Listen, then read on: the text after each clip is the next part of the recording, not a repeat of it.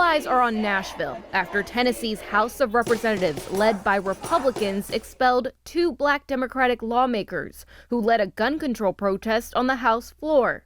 But don't count them out just yet, as they may be appointed locally to return to their state house seats as soon as Monday. Republicans ousted Tennessee State Representatives Justin Jones and Justin Pearson from the legislature after hours of questioning. This extreme tactic to expel us and to try to humiliate us has only put a spotlight of the world on Tennessee. State Representative Gloria Johnson protested with them, but avoided expulsion by 1 vote. Johnson, who is white, believes race played a factor. If you heard the questioning directed to my two colleagues, those questions were very different than the questions directed at me. And the tone, all of those things were different. It was very clear what was happening there. House Speaker Cameron Sexton, who voted to expel all 3, said race did not play a factor. All 3 lawmakers admitted they broke House rules by speaking without being formally recognized, including using a bullhorn after their mics were turned off. How would you address the crisis at hand? But they argue they didn't think they should be expelled for it. I do not regret it.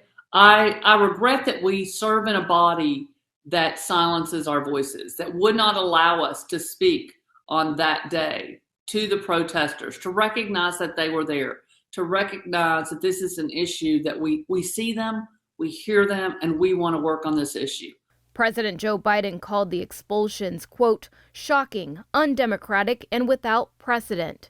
Jones and Pearson, 2 young black lawmakers, each represent over 70,000 people. They said they will not stop fighting. I want to create a community that our young people cannot just survive, but they can thrive and flourish. On Friday, the Tennessee Black Caucus held a news conference offering their support for the 2. I don't have to say a word about the fact that our 2 young African-American brothers were unfairly prosecuted, evidence introduced inappropriately, but they handled themselves like true champions. Despite the expulsions, Jones and Pearson may still get their jobs back.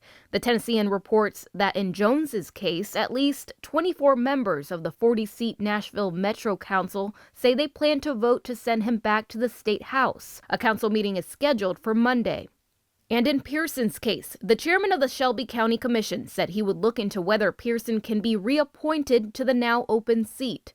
What we know is likely going to end up happening for Justin Jones and Justin Pearson is that their counties are going to put them right back in. And so they're going to actually serve the vacancy of the terms that they were expelled for, and then they'll come up for re-election again. Senator Jeff Yarbrough called Thursday's events an assault on democracy and an embarrassment for the state of Tennessee.